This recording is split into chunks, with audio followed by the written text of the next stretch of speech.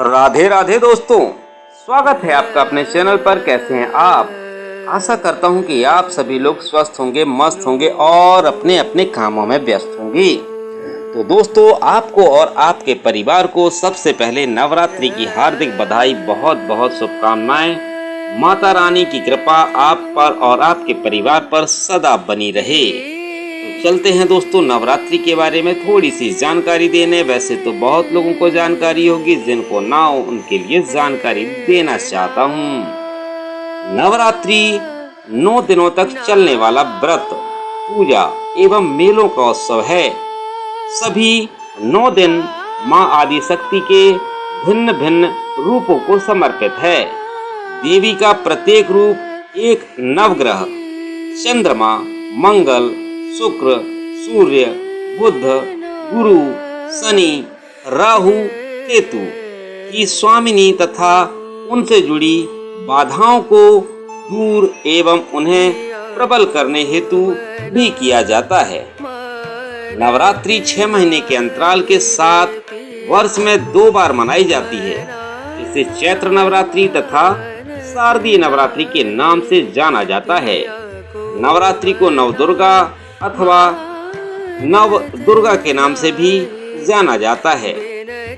प्रथम है शारदीय नवरात्रि 2023 में 15 अक्टूबर 2023 से स्टार्ट है और 23 अक्टूबर 2023 को समाप्त है। घट स्थापना एवं शुभ मुहूर्त 15 अक्टूबर 2023 सुबह 11:44 से दोपहर के 12:30 तक का है।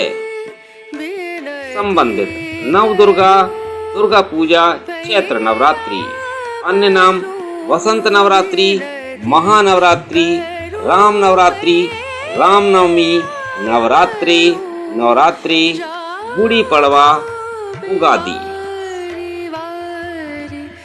तो सबसे पहले प्रथम दिन जो कि आज है, प्रतिपदा माँ शैलपुत्री। इन्हें हेमावती तथा पार्वती के नाम से भी जाना जाता है, क्योंकि माँ ब्रह्मचारिणी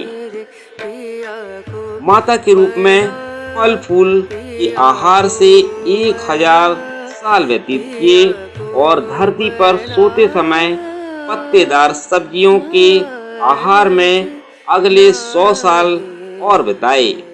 जब माँ ने भगवान शिव की उपासना की, तब उन्होंने 3000 वर्षों तक केवल बिल्व के पत्तों का आहार किया।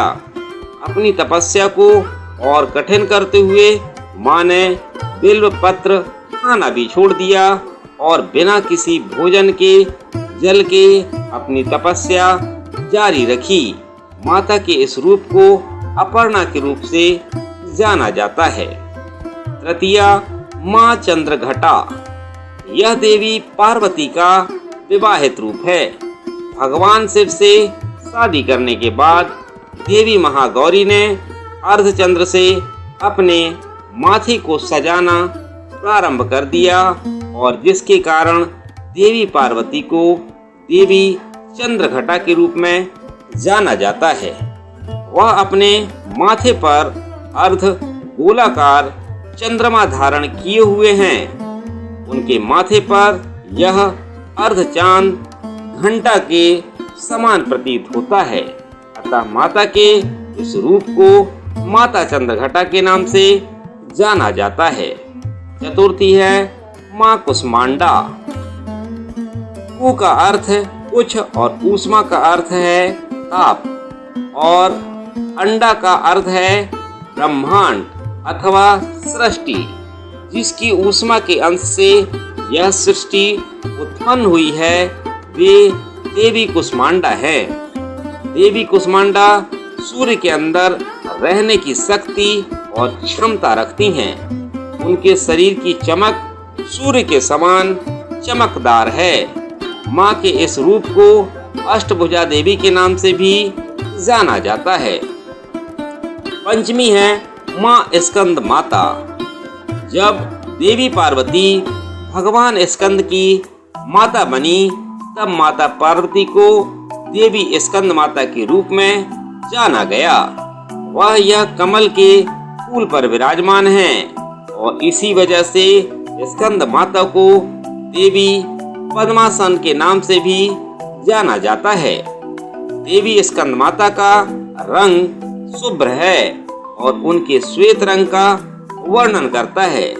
जो भक्त देवी के इस रूप की पूजा करते हैं उन्हें भगवान कार्तिकेय की पूजा करने का लाभ भी मिलता है।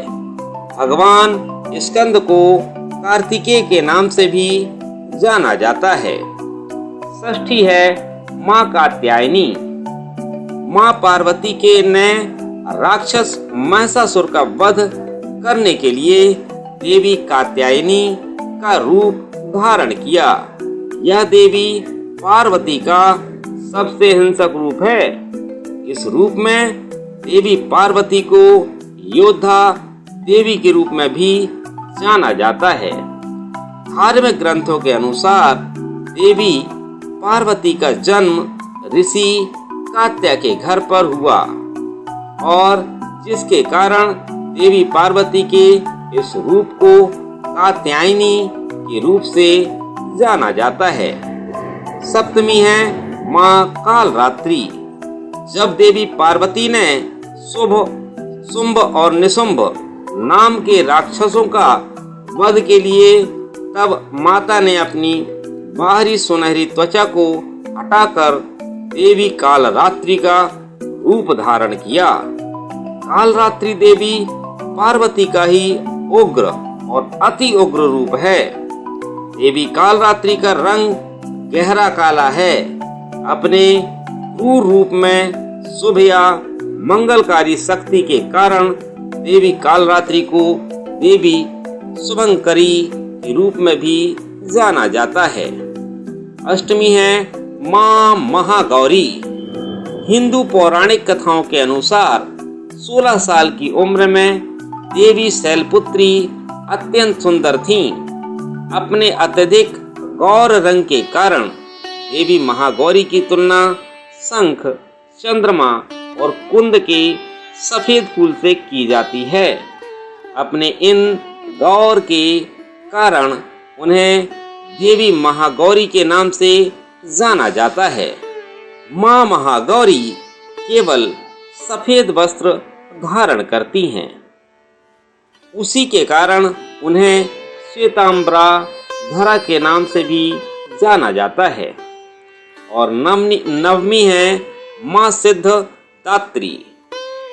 शक्ति की सर्वोच्च देवी माँ आदि पराशक्ति भगवान शिव के बाएं आधे भाग से सिद्धिदात्री के रूप में प्रकट हुई। माँ सिद्धिदात्री अपने भक्तों को सभी प्रकार की सिद्धियों को प्रदान करती हैं। यहाँ तक कि भगवान शिव ने भी देवी सिद्धिदात्री की सहायता से अपनी सभी सिद्धियां प्राप्त की थीं। माँ सिद्धिदात्री केवल मनुष्यों द्वारा ही नहीं बल्कि देव, गंधर्व, असुर, यक्ष और सिद्धों द्वारा भी पूजी जाती हैं। जब माँ सिद्धिदात्री शिव के बाएं आधे भाग से प्रकट हुई तब भगवान शिव को अर्धनारीश्वर का नाम दिया गया। माँ सिद्धिदात्री कमल आसन पर विराजमान हैं। तो दोस्तों, कैसी लगी जानकारी? अगर जानकारी आपको अच्छी लगी हो तो कमेंट करके जरूर बताइएगा। तो मिलता हूँ दोस्तों कल अगली जानकारी के साथ। तब तक के लिए सभी को राधे राधे, जय माता की। मिलते हैं अगले वीडियो पर। बहुत बहुत धन्यवाद वीडियो वॉच करने के लिए सभी का।